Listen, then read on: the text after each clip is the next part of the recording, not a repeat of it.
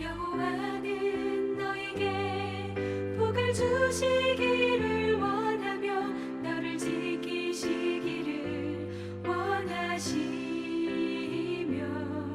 여호와는 그 얼굴을 너를 향하여 드사 은혜와 평강 주시기 원하노라. 여호와는 너에게 복을 주시기를 원하며 너를 지키시기를 원하시며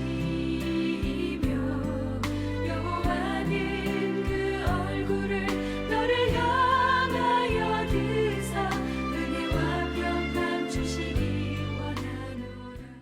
다 함께 주기도문 하심으로 송구영신 예배 하나님께 올려드리시겠습니다.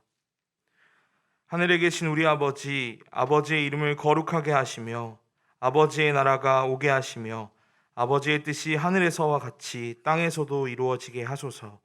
오늘 우리에게 일용할 양식을 주시고 우리가 우리에게 잘못한 사람을 용서하여 준 것 같이 우리 죄를 용서하여 주시고 우리를 시험에 빠지지 않게 하시고 악에서 구하소서.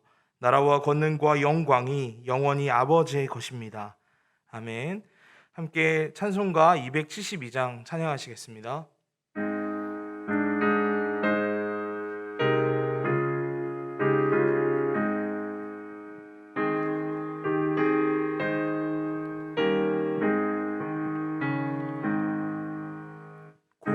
고통의 멍에 벗으려고 예수께로 나갑니다. 자유와 기쁨 베푸시는 주께로 갑니다. 병든 내 몸이 튼튼하고 빈궁한 삶이 부해지며 죄악을 벗어버리려고 주께로 갑니다. 낭패와 실망 당한 뒤에 예수께로 나갑니다.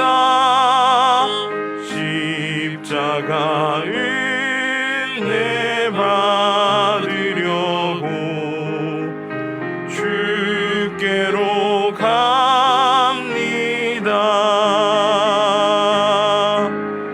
슬프던 마음 위로받고 이 생의 풍파 잔잔하며 영광의 찬송 부르려고 주께로 갑니다.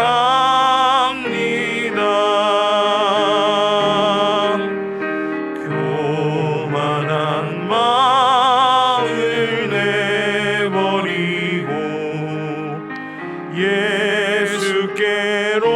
예수께로 나갑니다. 복 되신 말씀 따르려고 주께로 갑니다.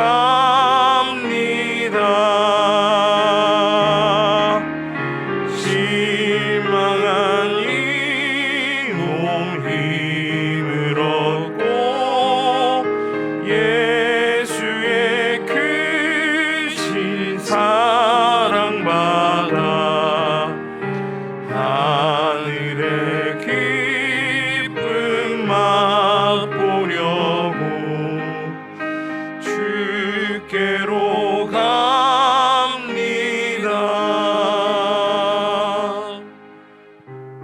첫 번째로 기도하실 때에 우리의 허물과 잘못을 주님 앞에 고백하면 좋겠습니다. 하나님, 먼저 우리 한 사람 한 사람의 마음과 가정을 돌아봅니다. 우리의 일상 속 당연한 것들이 사라진 자리에 태만함과 교만함이 자리하지는 않았는지요. 우리 안에 선한 것이 없음에도 불구하고 마음이 굳어져 감사와 은혜를 잊은 채 살아가지는 않았는지 돌아봅니다. 우리가 주님 앞에 회개합니다. 두 번째로 나라와 민족을 위해 기도합니다. 사랑과 평화의 하나님, 우리 안에 왜곡된 시선과 편협한 마음이 있음을 고백합니다. 조건 없이 사랑해 주시고 있는 모습 그대로 우리를 받아주신 주님을 묵상합니다. 분열과 갈등보다는 이해와 협력으로 이 어둡고 힘든 시간을 이겨나갈 수 있도록 서로를 향한 높은 담장을 허물어 주십시오. 또한 우리를 대표해서 법과 정책을 만들고 집행하는 이들에게 하나님을 두려워하는 마음과 지혜를 허락하여 달라고 함께 기도해 주시기 바랍니다. 마지막으로 한국교회를 위해 기도합시다. 올 한 해 우리는 교회다움에 대해 고민하게 되었습니다. 무엇이 교회의 본질이며 그리스도인의 사명일까?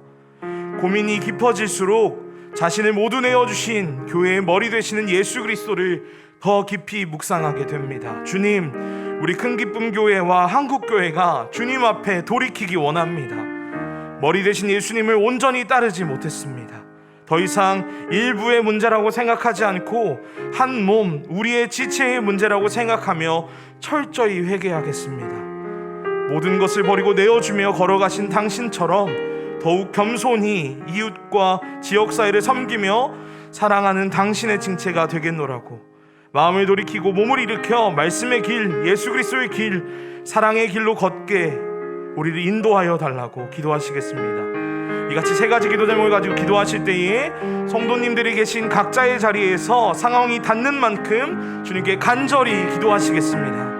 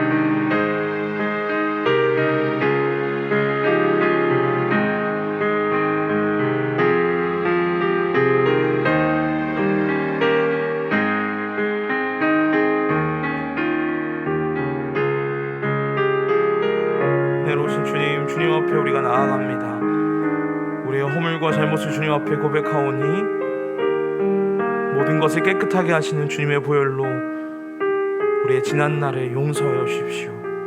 주님 앞에 머리 숙인 주님의 모든 지체들이 주님 안에서 하나가 될 수 있도록 우리를 인도하여 주십시오. 하나님께 감사드리며 예수님의 이름으로 간절히 기도드립니다. 아멘. 계속해서 에베네셀 하나님 찬양하시겠습니다.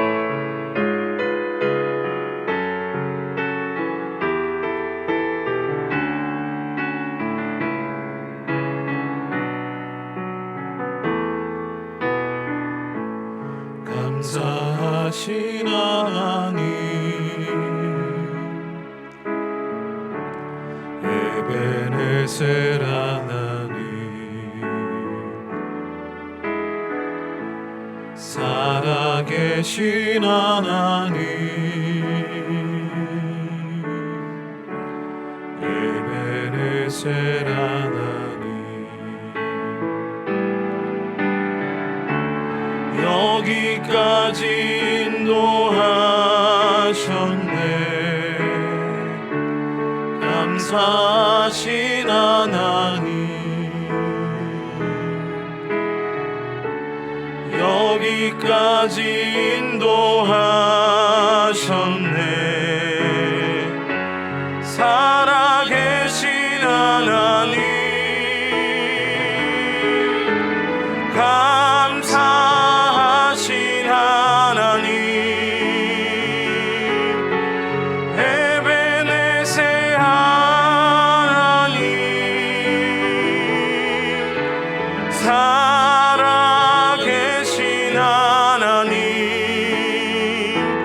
에베네셀 하나님 다시 한번 감사하신 하나님 감사하신 하나님 에베네셀 하나님 살아계신 하나님 에베네셀 하나님 장래에도 인도하시리 감사하신 하나님 장래에도 인도하시리 살아계신 하나님 감사하신 하나님 에베네셀 하나님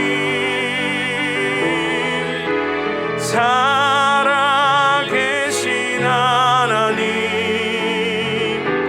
에베네셀 하나님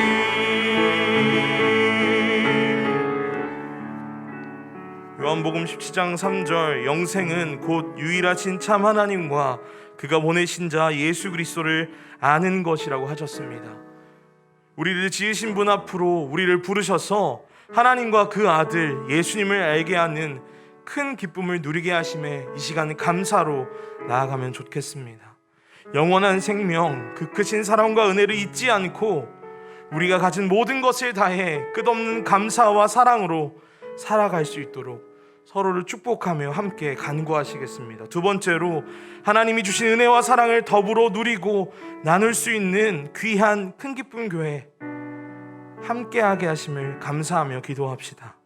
큰 기쁨 교회에 모여 함께 예배하고 음식을 나누며 서로의 얼굴을 마주하는 것이 얼마나 소중하고 귀한 일이었는지 깨닫게 되는 한 해였습니다. 이 시간들을 기억하며 큰 기쁨 교회를 더욱 사랑하고 우리 서로를 더 아끼는 큰 기쁨 교회의 모든 지체들 되게 해달라고, 마지막으로 우리에게 행복한 가정과 사랑하는 공동체 주심에 감사합시다. 우리 모두는 서로의 어깨에 기대어 살아갈 수밖에 없는 나약한 존재들입니다. 누구도 주님이 주신 가정과 믿음의 공동체 없이 하나님 앞에 설 수 없습니다. 이 시간 온 힘으로 나를 지탱해주는 서로의 존재를 깊이 묵상하며 그저 존재만으로도 기쁘고 감사함을 고백하고 서로 축복하면 좋겠습니다. 위에 세 가지 기도 제목을 가지고 깊은 임재의 자리로 나아가 감사함으로 간절히 기도하시겠습니다. 함께 기도합니다.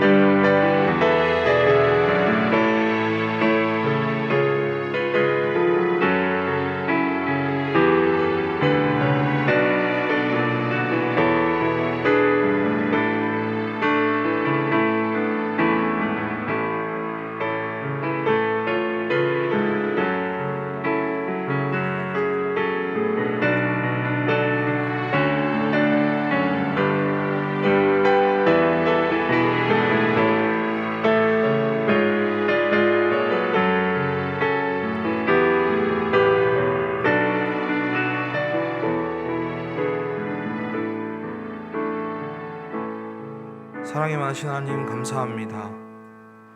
비록 반가운 얼굴들을 마주하며 찬양할 수 없는 상황이지만 신실하신 하나님께서 각자의 자리에 찾아와 주셔서 동일한 은혜 베풀어 주실 것을 믿습니다.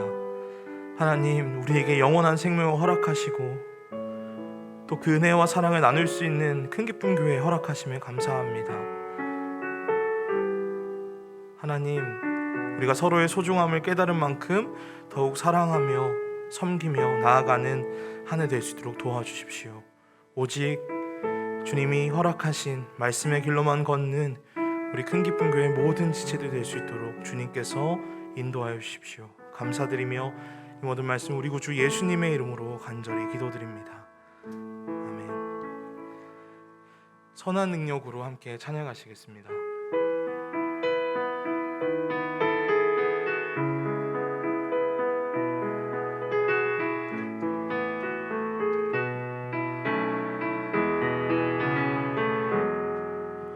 그 선한 힘에 고요히 감사하여 그 놀라운 평화를 누리며 나 예수님과 함께 걸어가네.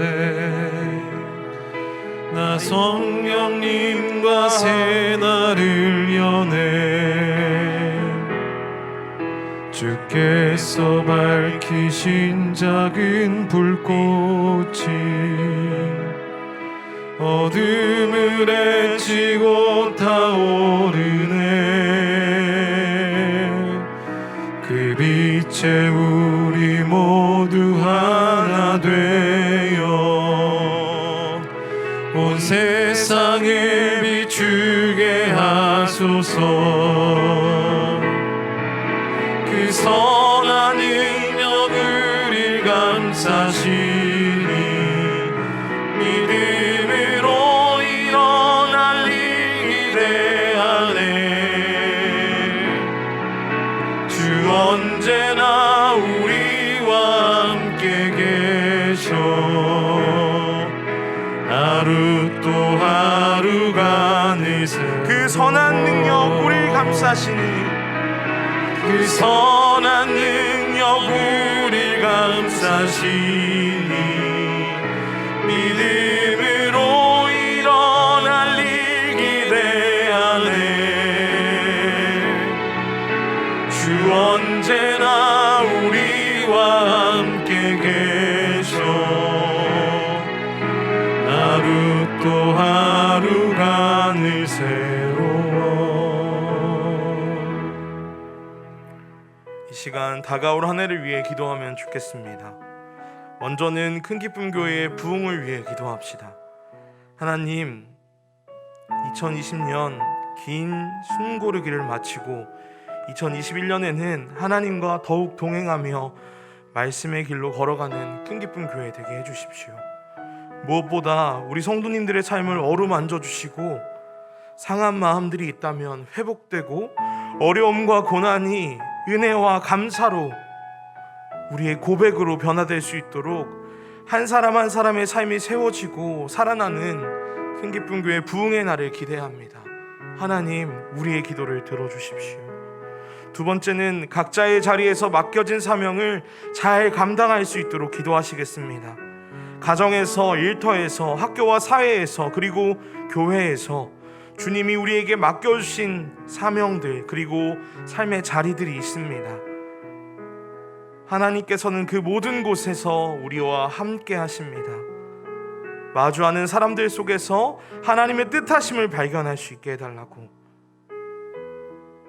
섬기며 사랑하는 그 자리에서 예수님의 얼굴을 볼 수 있도록 기도합시다. 두렵고 힘든 날도 있겠지만 우리 안에 착한 일 시작하신 이가 주 예수의 날까지 이루실 것을 믿으며 함께 걸어가면 좋겠습니다. 마지막으로 2021년 큰 기쁨 교회 주신 말씀처럼 더 감사하고 이웃을 더 사랑할 수 있도록 함께 기도합시다. 우리가 감사하고 이토록 사랑할 수 있는 이유는 무엇도 그 누구도 끊을 수 없는 주 예수의 사랑이 우리를 붙들고 있기 때문입니다. 사랑하는 여러분, 2022년을 맞이하는 지금 영원히 변함없는 그 사랑을 깊이 묵상하며 이 세 가지 기도 제목으로 함께 간절히 기도하며 나가도록 하겠습니다. 함께 기도하시겠습니다.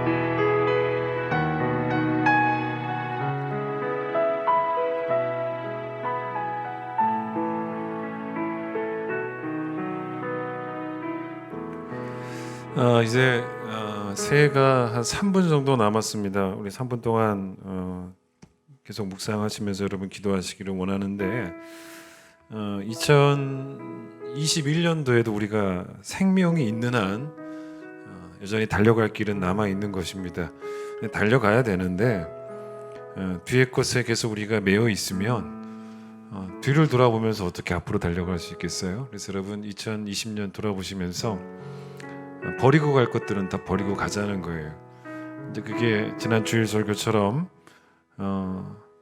남의 실패, 남들이 나에게 실패해서 내가 품고 있는 그런 상처들이, 또 내가 하나님 앞에서 도덕적으로 실패했던 그런 기억들이, 또 내 성공들이, 도덕적 성공들이 사실은 다 버리고 가야 될 것들이거든요.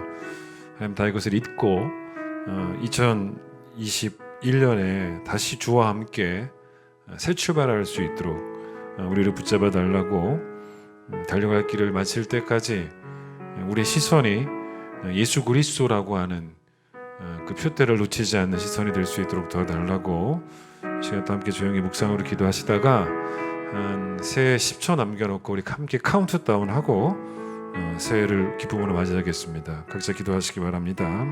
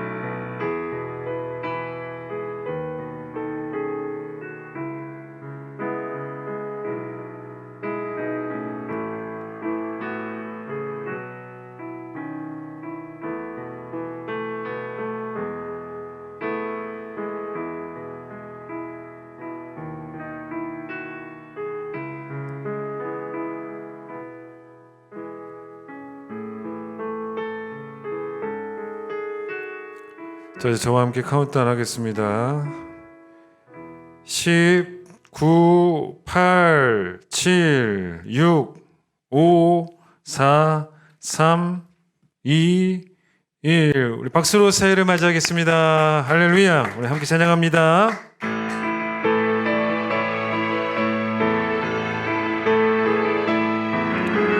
고개 들어 주를 맞이해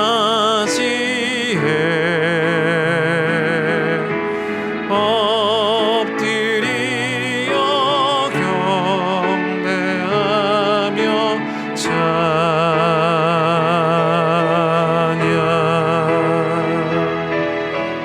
왕의 위엄을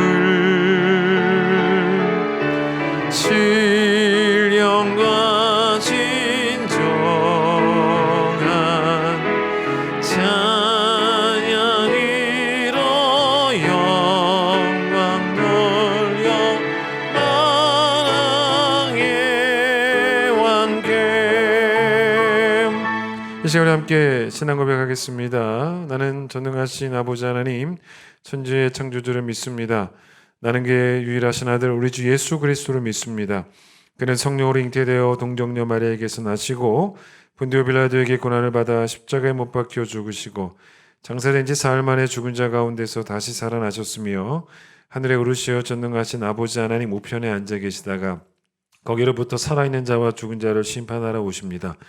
나는 성령을 믿으며 거룩한 공교회와 성도의 교제와 죄를 용서받는 것과 몸의 부활과 영생을 믿습니다. 아멘. 찬송가 430장 찬송합니다.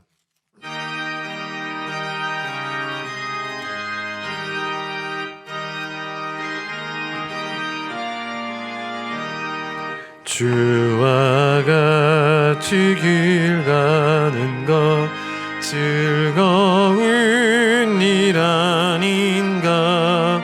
우리 주님 걸어가신 발자취를 밟겠네.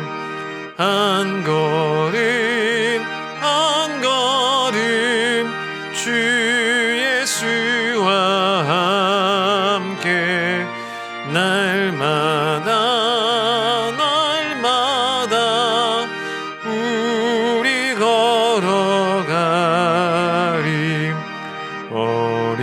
어린아이 같은 우리 미련하고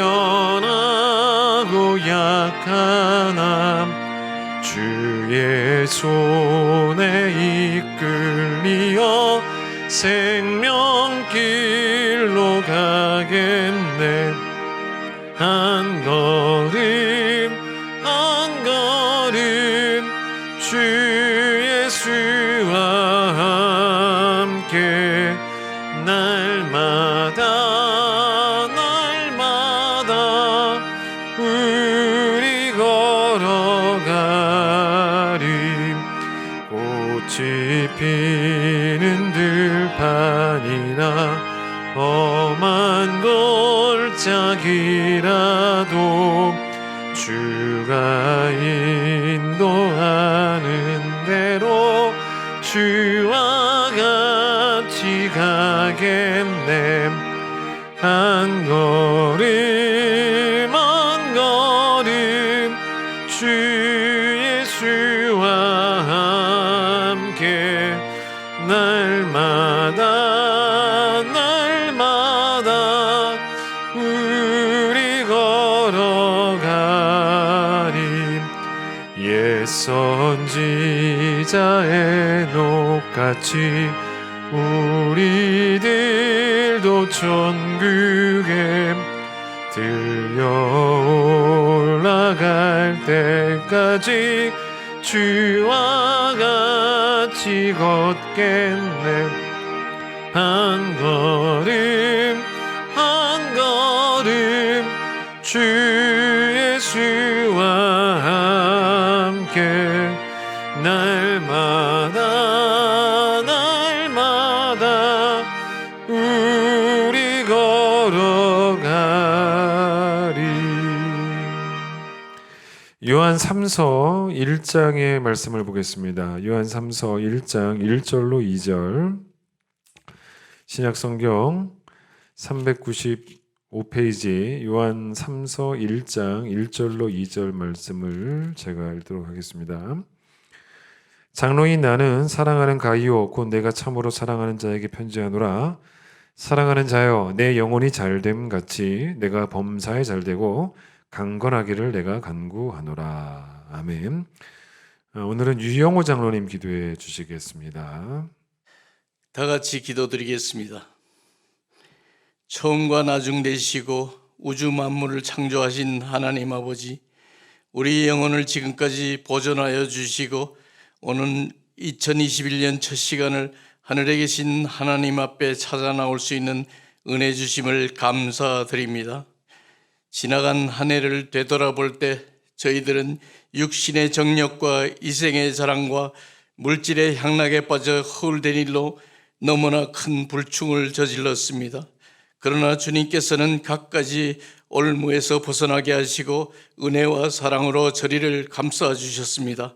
이제 가는 해를 보내고 오는 첫 해 첫 시간을 주님 앞에 찾아나와 신령과 진정으로 예배드리게 하오니 저희들의 잘못을 용서하여 주시고 이 시간 하늘 문을 여시고 우리들의 축복하여 주시옵소서.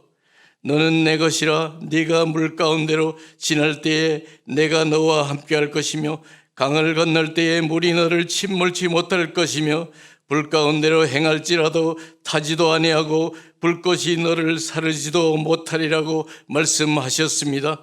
주님, 낮의 해와 같이 밤의 달과 같이 새해에도 저희들을 지켜 주시옵소서. 특별히 새해에는 복 있는 자가 되게 하여 주시옵고 더 감사하며 더 사랑하는 한 해가 되게 하여 주시옵소서.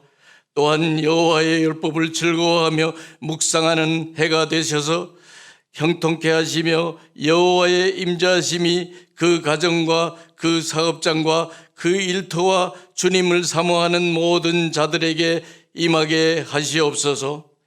나라의 흥망성쇠를 주관하시는 하나님, 지난 한 해도 국내 여러 가지 사건 가운데서도 우리를 지켜주셨고 앞으로의 시간 가운데서도 우리를 지켜주실 줄 믿습니다. 우리 자유 대한민국을 기억하여 주시옵소서. 전쟁의 폐허 속에서도 짧은 기간 중에 세계 최빈국에서 세계 10대 강국으로 성장시켜 오늘에 이르게 하심을 감사드립니다. 모세를 통하여 애굽에서 인도하여 내시고 여호수아를 통하여 가나안 목지에 이르게 하신 하나님, 지금까지 인도하신 분도 하나님이신 것을 진심으로 고백드립니다. 특별히 대통령이야 모든 위정자들이 예수 믿고 하나님의 지혜를 본받아 교만하지 아니하고 무례히 행치 않고 말씀 가운데서 올바른 정치를 하게 하옵시고 정치, 경제, 사회, 문화가 세계 위에 우뚝 서서 하나님의 이름을 더 높이는 국가가 되게 하시옵소서. 특별히 하나님의 은혜로 남북의 길목인 이곳 파주 땅에 주님의 몸된 교회, 큰 기쁜 교회를 세우시고 인간의 많은 죽어가는 심령을 구원하고 때가 되어 주님의 지상명령을 수행하는 충성스러운 교회가 되게 하여 주시옵소서. 코로나19로 인하여 제한된 생활로 한자리에 모여 찬양과 예배를 드릴 수 없고 한 번도 살아보지 못한 현실을 대한 채 새해를 맞이합니다. 힘든 삶의 무게를 견뎌내는 이 백성들을 위로하여 주시고 다시 한번 도약할 수 있는 용기를 허락하여 주시옵소서. 이 시간 단상에 세우신 우리 목사님 영육간에 강건하게 하시고 제한 없는 말씀으로 우리 양떼를 먹이시고 치게 하옵소서. 은혜 충만, 성령 충만한 예배가 되게 하옵소서. 우리 모두 등과 기름을 준비하는 예배자가 되게 하여 주시옵소서. 존귀 영광 받으실 우리 주 예수 그리스도 이름 받들어 기도드렸습니다. 아멘.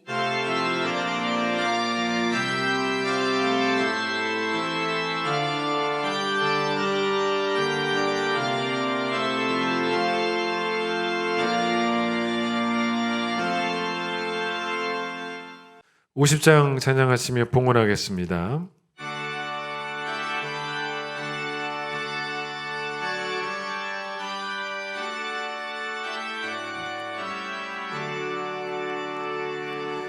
내게 있는 모든 것을 아낌없이 드리네. 사랑하고 의지하며 주만 따라 살리라. 주께 드리네. 주께 드리네. 사랑하는 그 주 앞에 모두 드리네. 아멘. 하나님, 오늘 새해 첫 예배 우리에게 허락하심을 감사합니다. 각자의 자리에서 예배합니다. 또 첫 번째 예물을 하나님께 정성껏 준비하여 드립니다. 이 예물 하나님 아벨의 제사처럼 하나님을 기쁘시게 하는 제사가 되기를 원하며 우리가 하나님께 온전한 마음으로 드리는 이 예배가 오늘 처음 시작인데 하나님 우리의 365일 매일매일이 2021년 매일매일이 하나님께 기쁨으로 드려지는 거룩한 산 제물이 되는 복된 예배자들 될 수 있도록 축복해 주시기를 소망합니다. 이제 2021년을 기운차게 달려가야 되는데 뒤에 것들을 다 잊게 하여 주시고 망각하는 믿음과 망각하는 은혜 허락하여 주시고 표대 대신 주님만을 바라보며 달려갈 길을 마칠 때까지 절대로 좌로나 우로나 치우치지 말게 하여 주시고 중심을 하나님께 고정시킬 수 있도록 주님 도와주셔서 중심 잃지 않고 주의 사명을 귀히 섬기며 주의 길을 걸어가며 자기 십자가를 지고 제자의 삶을 기필코 살아낼 수 있고, 살아도 주를 위하여 살고 죽어도 주를 위하여 죽을 수 있는, 사나 죽으나 우리의 몸을 통하여 그리스도만 존귀케 되어지는 것이 우리의 바람이 되고 우리의 소원이 되며 또 우리의 삶이 되는 귀한 성도들 될 수 있도록 축복하여 주시옵소서. 예수님 이름으로 기도드립니다. 아멘. 교회 소식을 전하겠습니다. 이제 다음 주는요, 온라인 특세가 있습니다. 그래서 월요일부터 금요일까지 5일 동안 저희 교회가 특세가 있는데, 이번에도 새벽 5시에 유튜브에 온라인 특세 영상을 올리도록 하겠습니다. 그럼 각자의 자리에서 영상을 통해서 한 해 동안 또 주실 또 말씀들을 기대하면서 온 식구가 함께 특세에 참여해 주시기를 바랍니다. 2021년 교회 주제는요, 교회 표어는 하나님께 더 감사하고 또 이웃을 더 사랑하자라고 하는 그런 의미로 더 감사하며 그리고 더 사랑하며입니다. 여러분, 이 표대로 또 우리의 신앙이, 또 우리의 선이, 또 우리의 믿음이 더 진보가 있는 그런 한 해가 되기를 소망합니다. 오늘은 특순이 있습니다. 우리 박재영 자매 하나님께 찬양으로 영광 돌리도록 하겠습니다.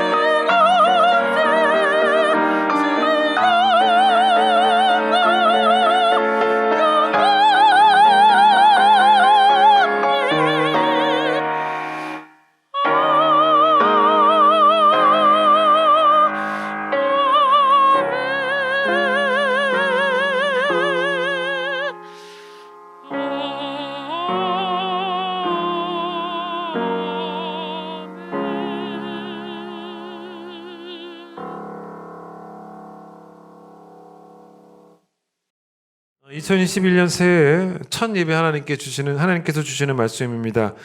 오늘 우리가 읽은 이 요한 3서는요, 발신자가 요한이고 수신자가 가이오입니다. 그래서 요한 2서 1장 1절에서도 또 요한 3서 1장 1절에서 요한이 나 장로인 요한이 내가 참 사랑하는 1장 1절 보세요. 내가 참 사랑하는, 그것도 정말 진정으로 참으로 사랑하는 가이오에게 편지를 보낸다라고 말하면서 2절에서 편지가 시작되자마자 가이오를 축복합니다. 그 세 가지를 축복하는데 첫 번째가 뭐냐면 너의 영혼이 잘 되기를 축복한다라고 말하죠. 두 번째는 범사에 잘 되기를 축복한다. 세 번째는 너가 강건하기를 축복한다라고 이렇게 세 가지를 축복을 합니다. 이 세 가지 축복이 여러분의 가정에도 임하기를 바라면서 저도 유한의 마음으로 여러분의 가정을 축복합니다. 오늘과 또 1월 첫째 주일, 신년 첫째 주일 예배 때 연이어서 이 말씀을 전하도록 하겠습니다. 세 가지 중에서 오늘 첫 번째 것을 이야기하고 돌아오는 주일날 저희가 두 번째, 세 번째 것을 이야기할 건데요. 마지막으로 말한 축복이 뭐였냐면 강건하기를 축복한다 그랬어요. 근데 이제 이게 뭐냐면 육신이 건강하기를 축복한 겁니다. 그래서 질병으로 고통받지 않기를 축복을 한 거죠. 건강의 복 있죠. 건강의 복도 당연히 하나님이 우리에게 주시는 좋은 복입니다. 그런데 지금 맨 처음 가이오가 요한이 뭐라고 축복을 했냐면 가이오야 너의 영혼이 잘 되기를 바란다. 그렇게 말할 수 있는데 그렇게 말하지 않고 너의 영혼이 잘 되기를 바란다라고 말하지 않고 뭐라고 말하냐면 너의 영혼이 잘됨 같이라고 말을 합니다. 그러니까 쉽게 말하면 뭐냐면 너의 영혼이 참 지금 건강한데 너의 영혼이 건강한 것처럼 너의 육신도 건강하기를 축복한다라고 말하고 있는 거죠. 그러니까 이제 가이오는 이미 꽤 요한이 보기에도 영혼이 건강한 사람, 괜찮은 사람이었어요. 어쩌면 여러분 이 가이오가 육신의 건강이 별로 좋지 않았던 사람일 수도 있습니다. 그러니 요한이 이제 가이오에게 요한아 너의 영혼도 건강하고 있지만 그 영혼만큼 너의 육신도 건강했으면 좋겠다. 이런 축복을 하지 않았을까라고 좀 생각해 볼 수가 있죠. 자, 오늘 본문에서 너의 영혼이 잘 된다. 잘 된다라는 표현을 쓰는데요. 영어 성경을 보니까 이 잘 된다를 어떻게 표현하고 있냐면 번창하다라는 표현을 쓰고 있더라고요. 보통 여러분 이제 개업하는 곳에 가서 어떤 말들을 합니까? 사업 번창하세요. 뭐 그런 말 많이 하지 않습니까? 뭐 재미나게도 어떻게 말하는 분들도 계시냐면 뭐 돈 세다가 잠드세요. 뭐 그런 말도 하지 않습니까? 그게 사업 번창이죠. 그런데 사업이 번창하는 것만 중요한 게 아니라는 거예요. 사업 번창하는 것보다 오히려 더 우리에게 중요한 것은 우리 영혼이 번창하는 것. 영혼이 잘 되는 것. 이제 그걸 이제 요한이 강조하고 있다는 거죠. 신명기 8장 3절에서 모세가 이런 말을 이제 하나님의 메시지를 전합니다. 뭐라 그러냐면 사람이 떡으로만 사는 게 아니고 하나님의 입에서 나오는 모든 말씀으로 살아야 한다라는 말씀을 전하는데 사실 여러분 우리가 왜 떡을 먹습니까? 떡은 사실은 영혼 건강에 직접적으로 연결이 된다기보다는 떡은 몸의 건강을 위해서죠. 그런데 우리의 영혼은 떡을 먹는 게 아니라 말씀을 먹어야 되는.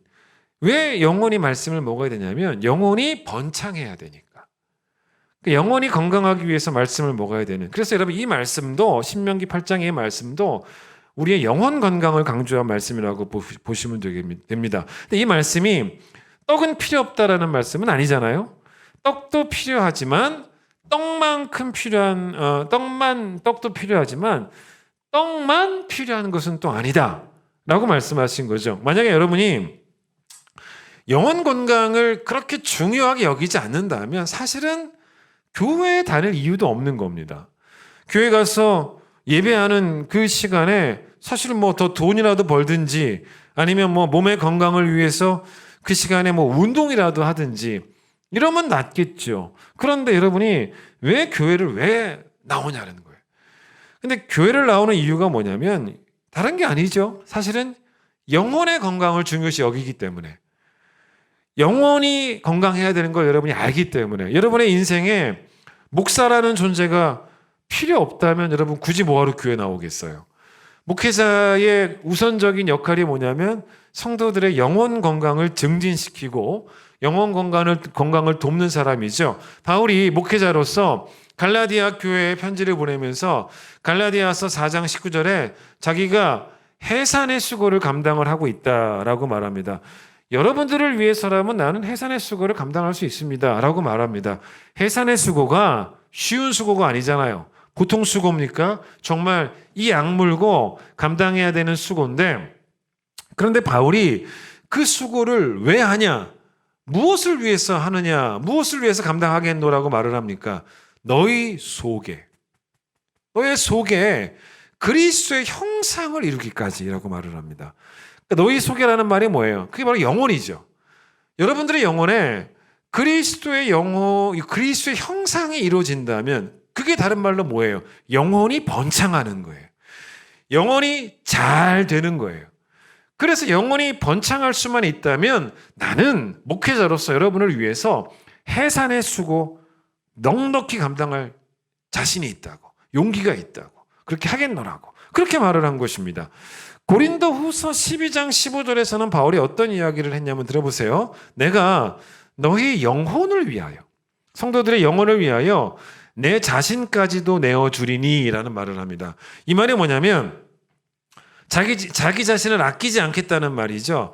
근데 옛날 성경에는 뭐라 그러냐면 나 자신까지도 허비하리니 라고 말을 합니다. 그런데 옛날 성경에 허비하리니라고 번역을 좀 하니까 번역이 좀 매끄럽지는 않죠. 왜냐하면 여러분, 허비한다라는 말이 뭐예요? 헛되이 쓴다는 거잖아요. 잘못 쓴다는 거 아니겠습니까?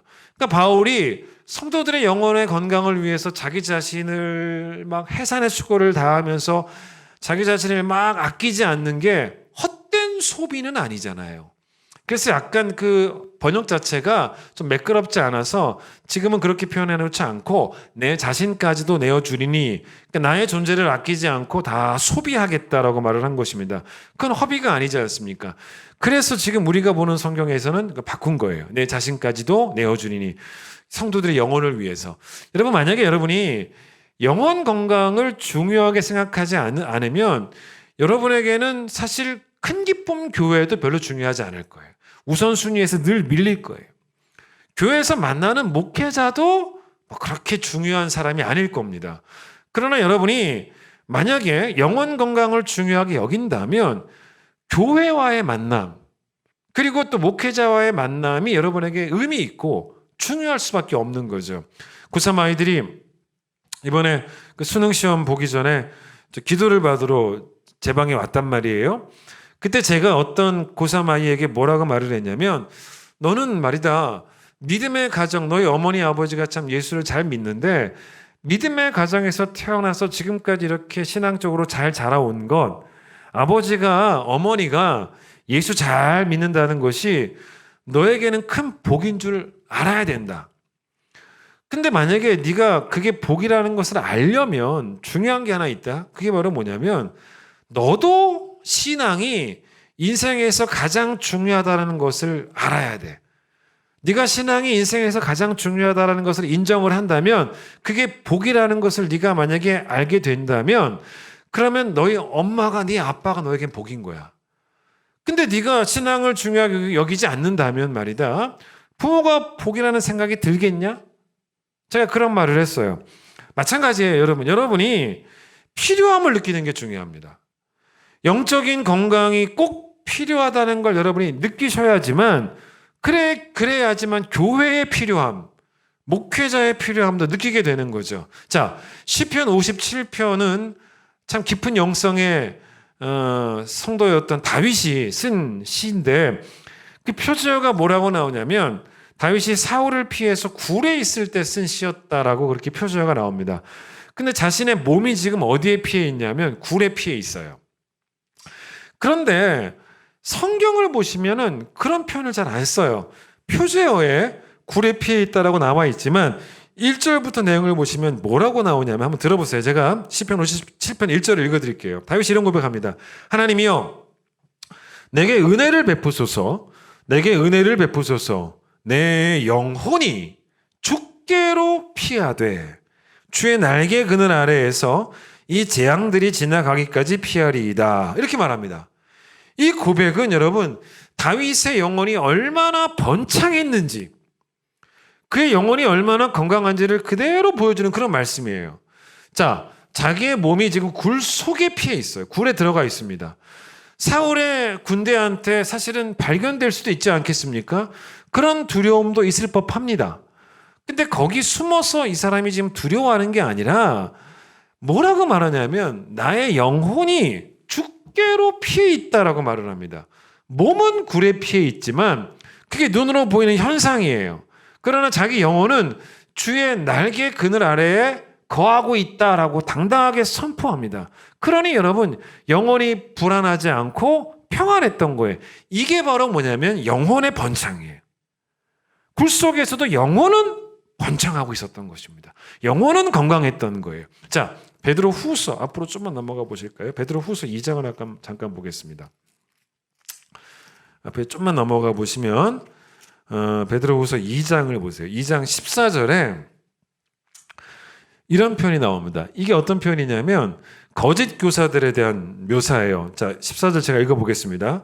음심이 가득한 눈을 가지고 범죄하기를 그치지 아니하고 굳세지 못한 영혼들을 유혹하며 탐욕에 연단된 마음을 가진 자들이니 저주의 자식이라 라고 말합니다. 여기 잘 보시면 어떤 표현이 나오냐면 거짓 교사의 특징이 뭐라고 나오냐면 이 사람들은요 영혼이 병든 사람이에요.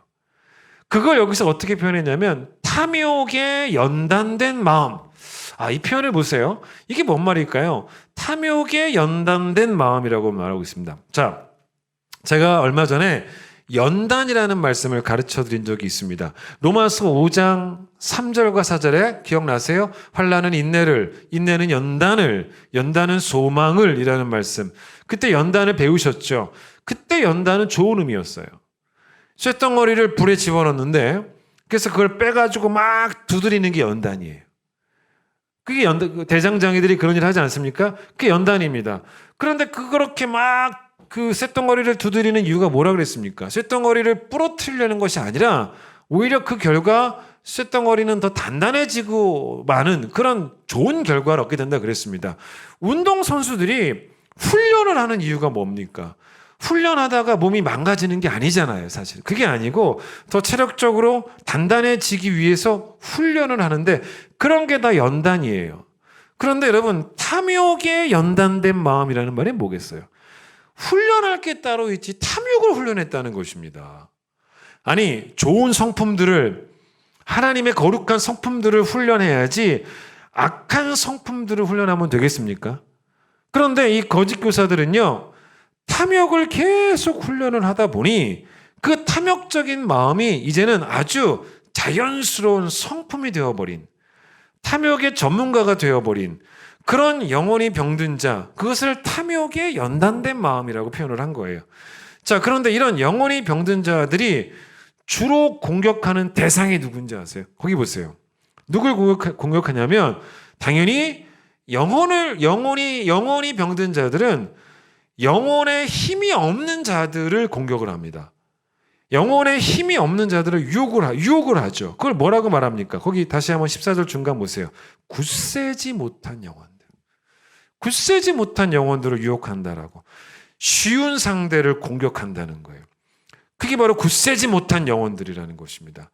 선한 성품들, 거룩한 성품들의 연단된 마음이 성도의 영혼이 되어진다면 악한 영도 우리를 만만하게 보지 못하겠지만 그런데 우리의 영혼이 굳세지 못하니 쉽게 먹잇거리가 된다는 그런 이야기예요. 그러니 여러분 2021년 여러분 모두의 목표는 우선적으로 뭐가 되어야 되냐면 영혼이 굳센 성도가 되는 것, 영혼에 거룩한 힘이 있는 성도가 되는 것, 선한 성품에 연단된 영혼이 되는 것, 그래서 영적인 싸움에서 반드시 승리하는 것, 이게 목표가 되어야 된다는 거죠. 우리가 이단을 조심해야 되는 이유가 있지 않습니까? 여러분, 이단이 왜 우리에게 위험하냐면 영혼을 망치잖아요. 이단은 영혼을 잘되게 하는 게 아니라 영혼을 망하게 하는 사람들입니다. 근데 여러분, 만약에 여러분의 영혼 건강이 별로 여러분에게 중요하지 않는다면요, 이단 문제도 여러분 별로 그렇게 중요하게 여기지 않을 거겠지만은 우린 그러면 안 된다는 말이에요. 자, 요한 2서를 잠깐 봐보세요. 자, 요한 2서에 이 요한이 영혼 건강이 중요한 걸 아니까, 물론 요한 3서에서 했던 말이지만 요한 2서도 마찬가지예요.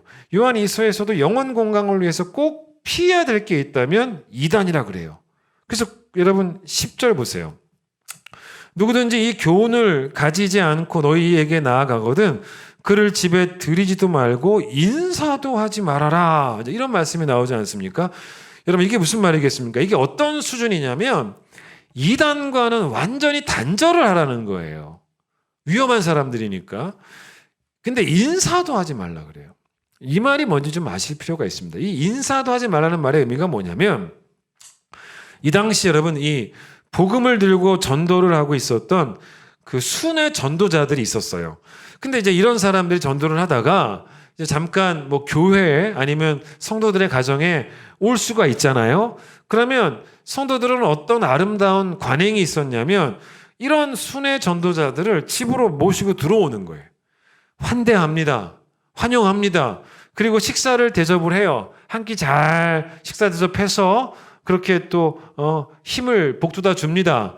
여러분 이게 뭐냐면 이 본문에 나와 있는 인사하는 거예요. 여러분 그런데 오늘 보면 이 본문에서 우리가 요한 3서를 봤는데 우리가 뒤는 읽지 않았지만 요한 3서에서 가이오도 어떤 일을 했냐면 전도자들이 왔을 때 접대를 잘했어요. 인사를 잘했던 바로 그런 사람 중에 한 명이 오늘 요한 3서에 나오는 가이오예요. 근데 만약에 여러분 보세요. 이 전도자들이 거짓 진리를 전하고 있다면 그래도 환대하고 그래도 대접하고 그래야겠습니까? 아니지 않습니까? 전제 조건이 뭐예요? 참된 진리를 전하고 있으니까 접대도 하는 거예요.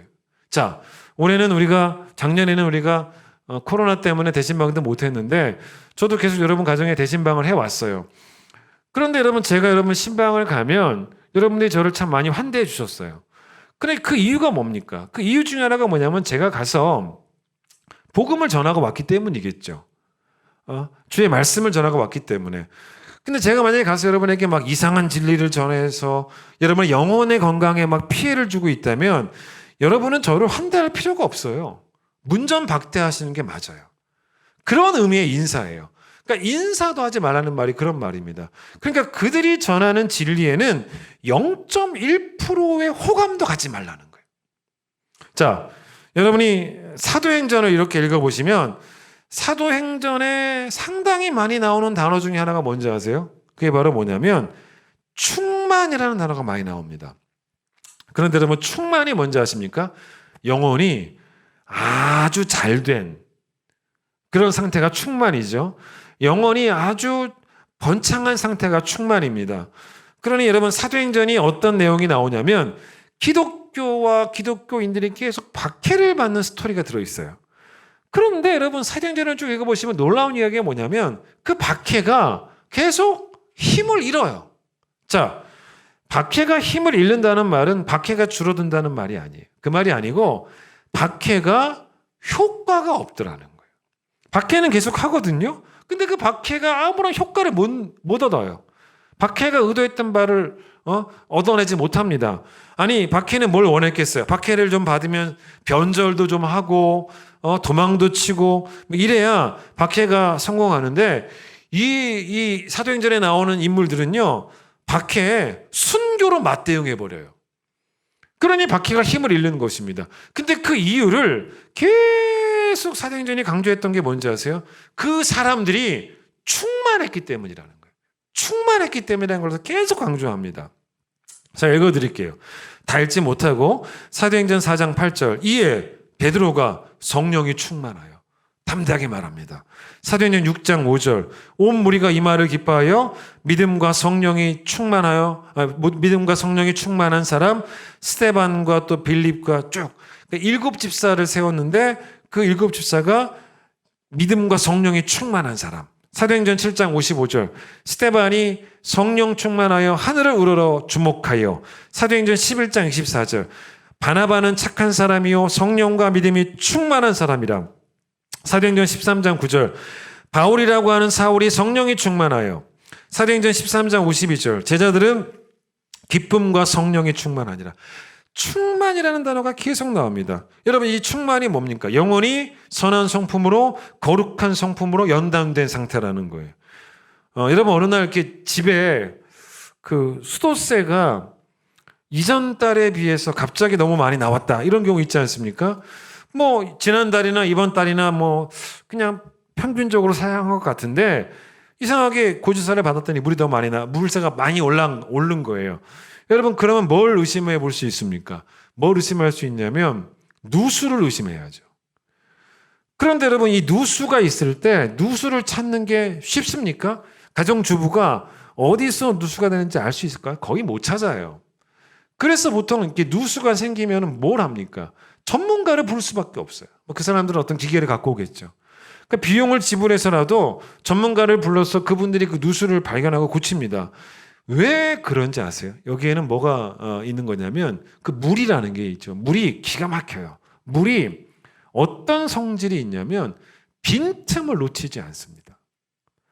빈틈을 찾는 일의 전문가가 물이잖아요. 여러분, 그래서 우리는 그 누수를 막아야지만 누수가 안 되는 거죠. 마찬가지입니다. 여러분, 악한 영은요, 우리 영혼의 빈틈을 찾는 일의 전문가입니다. 우리가 볼 때요, 진짜 존경할 만한 그런 목사님들 있지 않습니까? 여러분과 제가 봐서도, 목사인 제가 봐서도요, 야, 저분은 정말 하나님 보기에 참 좋은 분 같다. 아무리 봐도 빈틈이 없어 보이는 그런 목사님들이 계시지 않습니까? 근데 그런 분들도 넘어지더라는 것입니다. 왜냐하면 우리는 그분들의 빈틈이 안 보이지만 그 빈틈은 악한 영에게는 훤히 보이는 약점이에요. 그래서 성경에 뭐라고 나옵니까? 선줄로 생각하는 자는 넘어질까 조심하라라고 성경에 말하는 이유도 악한 영이 절대로 쉬운 상태가 아니라는 것입니다. 서 있다고 내가 지금 여유를 부릴 수 없는 것은 악한 영은 지금도 우는 사자처럼 두루 다니면서 삼킬 자를 찾고 있는데 악한 영은 늘 허기져 있는데 배고픈 사자가 게으른 거 봤어요? 그런 경우 없습니다.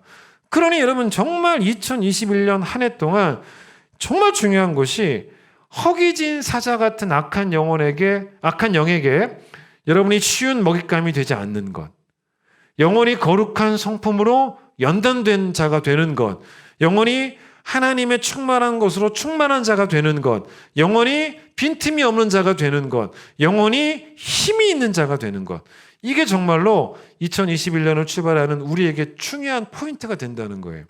자, 사도 바울과 우리가 다른 점이 뭘까요? 왜 사도 바울이 우리가 이 본받아야 되는 사람이 되었냐는 것입니다. 과연 여러분, 사도 바울이 처음부터 우리와 성정이 다른 사람이었을까? 그렇지는 않아요. 성정이 다르다는 것은 처음부터 기본이 다르다는 거죠. 그런데 여러분, 사도 바울이나 우리나 같은 죄성을 가진 악한 죄인들입니다. 영혼이 늘 부패하기 쉬운 그런 약한 영혼들이고 또 악한 영혼들이기도 합니다. 그런데 여러분, 사도 바울이 정말 이런 면에서 우리가 본받을 수 있는 게 바로 뭐냐면 우리와 성정이 달랐던 게 아니고 사도 바울은 늘 배우는 자였다는 거예요. 자, 그게 뭐냐면 늘 배우는 태도가 있었다는 것이 어쩌면 이게 우리와 다른 점이라고 볼 수 있습니다. 그걸 어떻게 할 수 있냐면 한번 보죠. 빌립보서 4장을 잠깐 펴보세요. 앞으로 잠깐 넘어오셔서 빌립보서 4장 323페이지. 거기 빌립보서 4장을 보시면 323페이지 사도 바울이 뭐라고 말하냐면 자기는 어떤 상황에서도 만족한다라는 이야기를 합니다. 그게 이제 여러분 11절부터의 이야기예요. 어떤 상황에서도 만족한다라는 말을 합니다. 그런데 정확한 표현을 보실 필요가 있어요. 11절 보세요. 11절에 뭐라고 나옵니까? 내가 궁핍함으로 말하는 것이 아니라 어떠한 형편에든지 나는 자족한다라고 말하지 않습니다. 그렇게 말하지 않고 뭐라고 말합니까? 자족하기를 배웠다라고 말합니다. 12절 보세요. 똑같아요. 12절 끝에 보세요. 풍부와 궁핍에 처할 줄 안다라고 말하지 않습니다. 풍부와 궁핍에 처할 줄 아는 일체의 비결을 뭐 했다 그래요? 배웠다라고 말합니다. 배웠다. 결국 여러분, 이 말이 뭔지 아십니까? 이게 만족하는 게 바울의 천성이 아니었다는 거예요. 그게 바울의 기본적인 성품이 아니었다는 것입니다. 바울도 영혼이 병들 수 있고, 바울도 빈틈이 생길 수 있고, 바울도 영혼이 힘을 잃을 수도 있고, 그런데 바울에게는 뭐가 있었냐면 그럼에도 불구하고 계속 배우고자 하는 성실한 태도가 있었다는 거예요. 마치 여러분 그런 거죠. 학생이 수학 공부하다가 문제를 틀리지 않습니까? 그 문제를 뭐 틀려도 여러분 그게 전혀 상관없는 애들도 있어요. 그런데 진짜 공부 잘하고 싶은 애들은요, 문제 틀리면 너무 자존심이 상하는 거죠. 그래서 어떻게 합니까? 문제 틀리면 또 배우려고 하고 또 배우려고 해서 결국은 배워내서 수학을 100점을 맞지 않습니까? 똑같은 거예요. 이 사도 바울도 그런 학습자의 태도가 있었던 거예요. 영혼이 병드는 걸 바울은 참아낼 수 없었던 그런 거룩한 영적인 자존심이 있었어요. 배우고자 하는 열의가 있었습니다. 원래부터 잘하는 것을 누가 믿음이라고 하겠습니까? 아니에요.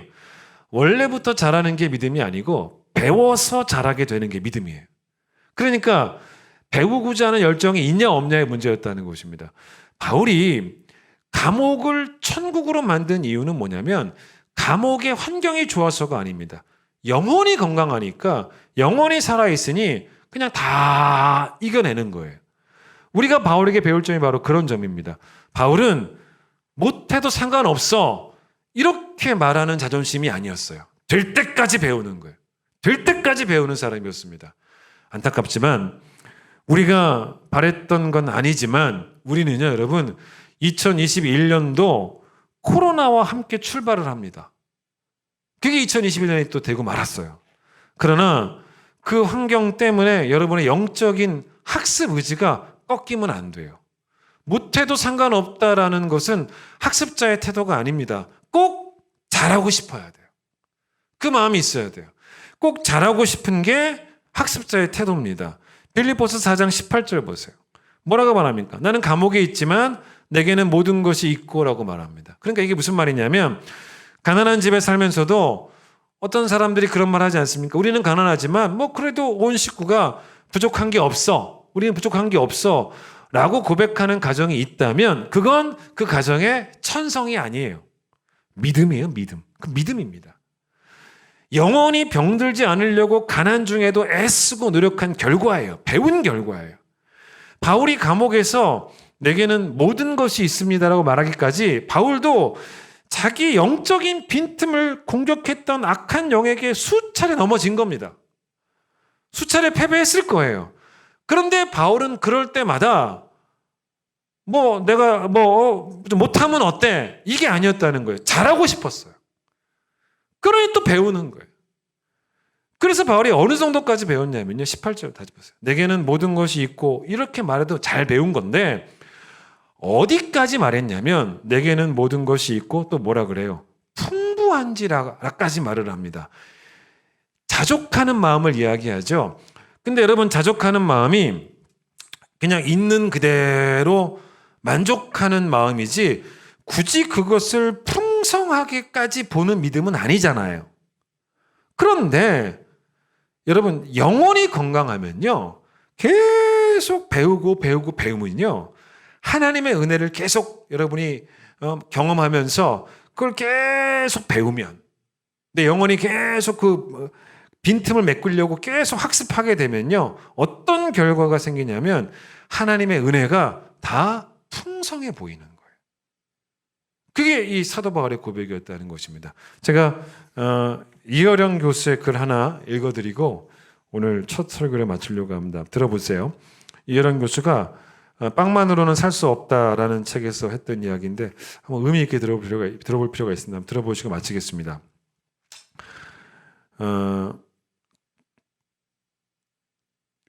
양식을 거두기에도 넉넉지 않은 땅에 꽃을 심는 사람이 있습니다. 허기진 배를 한 대접 물로 달래면서도 시를 쓰는 사람이 있습니다. 그때 누군가 옆에서 심술궂게 말합니다. 꽃이 밥 먹여주냐? 씨가 밥 먹여주냐? 그러나 사람들은 결코 밥만으로 살아가는 존재가 아니지 않습니까? 사실 성경을 읽어보면 예수님도 빵을 중시한 분이라는 것을 알 수는 있습니다. 죽은 야이로의 딸을 향해 달리다굼이라고 말씀하셨고, 그래서 소녀가 일어나자 이번에는 소녀에게 먹을 것을 주라고, 즉 빵을 주라고 말씀하십니다. 죽은 야이로의 딸을 하나님의 말씀으로 살려내셨지만 살아난 소녀가 이 지상에서 살아가려면 빵이 필요하다는 것을 보여주시고 계시는 장면입니다. 야고보서 2장 15절 16절에도 이런 말씀이 있습니다. 만일 형제나 자매가 헐벗고 일용할 양식이 없는데 평안히 가라, 덥게 하라, 배부르게 하라 하며 그 몸에 쓸 것을 주지 아니하면 무슨 유익이 있으리요? 라는 말씀이 나옵니다. 그러나 빵만으로 살 수는 없습니다. 계속 들어보세요. 프린스턴 대학의 한 교수팀이 연구한 것을 보면 경제가 급성장하고 있는 인도의 경우 인구당 한 사람당 칼로리의 섭취량이 줄고 있다라고 오히려 보고를 합니다. 그것은 가정에서 식비의 비율이 오히려 줄고 있다는 것입니다. 관심이 먹는 것에서 벗어나서 다른 것으로 향하고 있다는 의미입니다. 사람은 빵만으로 살아가는 것이 아니라는 것을 실감하는 대목이기도 합니다. 육체의 허기보다 정신과 영혼의 허기가 알고 보면 더 급하다는 것을 알게 됩니다. 아프리카 난민을 구하던 봉사자들이 이런 말도 합니다. 교육비가 없어서 학교에 다니지 못하는 아이의 집을 방문해 보면 오히려 안테나가 있고 TV가 있고 DVD 플레이어가 있더라는 것입니다.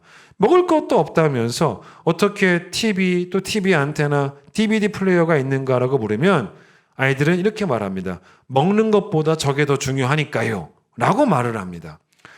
만나를 먹은 사람도 오병이어의 기적 때 생선과 빵을 먹은 사람도 결국 모두 죽었습니다.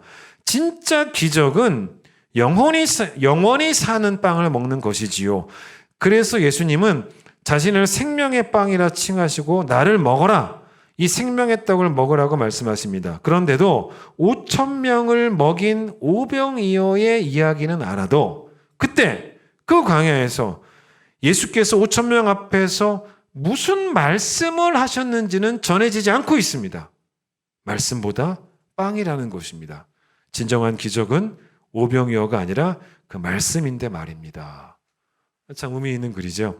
2021년 여러분의 가정의 모든 식구들의 영혼이 더 깨끗해지기를, 영혼이 더 부유해지기를, 영혼이 더 흔들림이 없기를, 영혼이 부흥하기를, 영혼이 강해지기를, 여러분의 영혼이 먼저 잘 되기를, 영혼이 번창하기를, 거룩한 성품으로 연단된 굳세어진 영혼의 소유주가 되도록, 그래서 환경을 다 이겨버리고 내 영혼이 살아있으니 환경이 나에게 아무런 힘을 쓸 수 없는, 그래서 매일매일의 삶의 자리가 이기는 자리가 되는 그런 모든 성도님들이 우리 모두가 되기를 간절히 축원드리겠습니다. 찬양하겠습니다.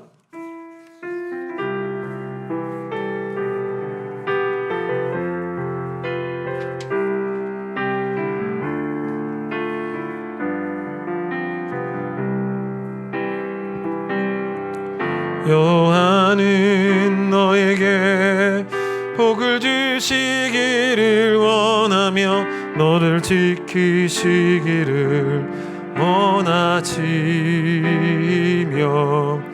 여호와는 그 얼굴을 너를 향하여 드사 은혜와 평강 주시기 원하노라. 여호와는 너에게, 우리 온 식구에게, 여호와는 너에게 복을 주시기를 원하며 너를 지키시기를 원하시며 여호와는 그 얼굴을 너를 향하여 드사 은혜와 평강 주시기. 여러분 식구들 축복하면서 찬양할까요? 서로 바라보면서 너를 보배롭고 존귀하게 여기시는 하나님이 너의 삶 속에서, 내 삶 속에서 이 약속 약속을 신실하게 이루시리. 땅에 기름진 것으로 하늘에 신령한 것으로 너를 복주시고 지키실 하나님이 너의 영혼 잘 되도록, 너의 영혼 잘 되도록 은혜 베푸시며 평강으로 인도하. 너를 보배롭고 존귀하게 여기시는 우리 하나님께서 너를 보배롭고 존귀하게 여기시는 하나님이 너의 삶 속에서, 내 삶 속에서 이 약속을 신실하게 이루시니. 땅에 기름진 것과 하늘에 신령한 것으로, 땅에 기름진 것으로 하늘에 신령한 것으로 너를 복주시고 지키실 하나님이 너의 영혼 잘 되도록 은혜 베푸시며 평강으로 인도하시리.